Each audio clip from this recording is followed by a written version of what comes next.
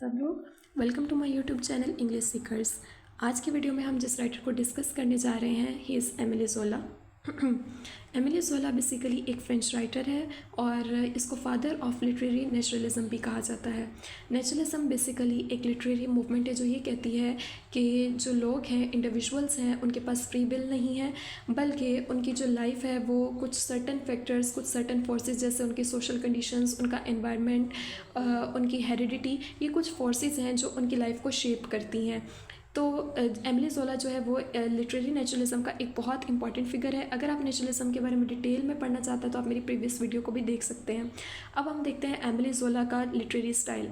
Emily ज़ोला जो है अपने वर्क्स में ये कहता है, जिस तरह के रियलिज्म में एज इट इज़ सोसाइटी को, मिडिल क्लास लाइफ को रिप्रेजेंट कर दिया जाता था, तो एमिली ज़ोला कहता अपने करेक्टर्स को एज इट इज़ रिप्रेजेंट तो करता है, लेकिन साथ ही वो ये भी कहता है कि जो करेक्टर्स हैं, जो लोग हैं, वो उन्होंने अपनी इस लाइफ को चूज़ नहीं किया, बल्कि कुछ फोर्सेस थी, कुछ फैक्टर्स थे, उनकी जो फेट थी वो उनके ऊपर इफ़ेक्ट हुई, जिसने उनके फर्दर लाइफ को शेप किया।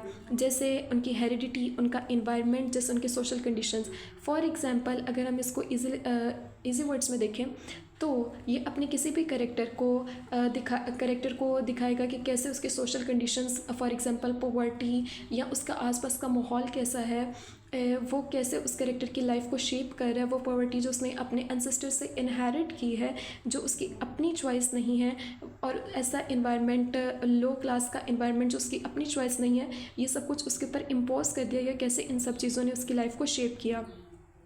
तो जो मेन पॉइंट है इसके वर्क्स में वो ये आता है कि जो इसके कैरेक्टर्स होते हैं वो अपनी फेट अपनी मर्ज़ी से चूज़ नहीं करते, बल्कि कुछ फोर्सेस जो हैं वो उसके ऊपर एक्ट होती हैं। उसके बाद नेक्स्ट पॉइंट जो है, ये अपने नॉवेल्स को एज एन साइंस एक्सपेरिमेंट लेता है।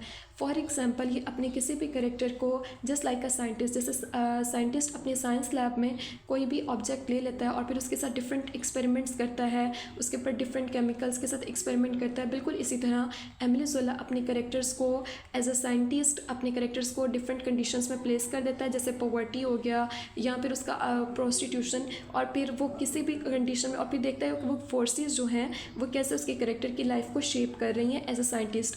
मीन्स कि इसके नॉवेल्स में डिटैच्ड ऑब्जेक्टिव टोन हमें मिलती है, सब्जेक्टिव टोन नहीं मिलती। एज अ साइंटिस्ट दूर से वो अपने कैरेक्टर्स के साथ एक्सपेरिमेंट कर रहा होता है। और ज़ोला कहता है कि जो हमारा लिटरेचर है, लिटरेरी वर्क्स हैं, ये इंटरटेन करने के लिए नहीं है, ये स्केप के लिए नहीं है, बल्कि इनको चाहिए कि लिटरेरी वर्क्स को सोशल प्रॉब्लम्स को एक्सपोज करना चाहिए कि जो लो क्लास फेस कर रही है।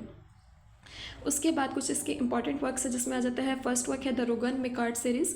ये 20 नॉवेल्स की एक सीरीज़ है जिसमें ये एक फैमिली की स्ट्रगल को शो करता है। इसमें वो थीम्स जैसे कोल माइनिंग, अल्कोहलिज्म, प्रोस्टिट्यूशन, उन थीम्स को ये डील करता है। इसमें वो इन सीरीज़ में वो अपने कुछ कैरेक्टर्स को, इस फैमिली के हर कैरेक्टर को डिफरेंट सोशल कंडीशंस में प्लेस कर देता है और फिर देखता है कि वो कैसे उनको इफ़ेक्ट करी हैं। फॉर एग्जांपल इसका एक कैरेक्टर है, वो उसने अपनी मर्ज़ी से पॉवर्टी चूज़ नहीं की, बल्कि उसने उस पॉवर्टी को इनहेरिट किया और फिर उस पॉवर्टी की वजह से उसको कोल माइनिंग करने के लिए जाना पड़ा।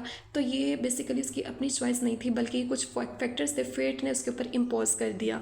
उसके बाद ये लो सब्जेक्ट को बहुत ज़्यादा डील करता है। जिस तरह रियलिज्म में होता था कि मिडिल क्लास प्रॉब्लम्स को बताया जाता था, लेकिन एमिली ज़ोला ने क्या किया कि उन सब्जेक्ट्स के बारे में बात करना शुरू कर दी, जैसे प्रोस्टिट्यूशन, अल्कोहलिज्म, जिन सब्जेक्ट्स के बारे में उस टाइम पे बात करना बुरा समझा जाता था, इसने उन सब्जेक्ट्स को भी एज इट इज़ डील किया ना, बिल्कुल उनको रोमेंटिसाइज़ नहीं किया, उनको मोरलाइज नहीं किया, बिल्कुल without any romanticizing as it is उन सब्जेक्ट्स को डील किया, उन सब्जेक्ट्स को रिप्रेजेंट किया अपने लिटरेरी वर्क्स में। और ये लिटरेचर को एज अ सोशल इंटरवेंशन लेता है। ये कहता है कि जो लिटरेचर है उसको चाहिए कि वो सोशल कंडीशंस, लो क्लास की, स्पेशली मिडिल क्लास के बाद लो क्लास की भी सोशल कंडीशंस को एक्सपोज करना चाहिए। उसके बाद इसकी वो कुछ इंपॉर्टेंट पॉइंट्स हैं जिनमें हमारे पास जर्मिनल और एल एसोमोयर है।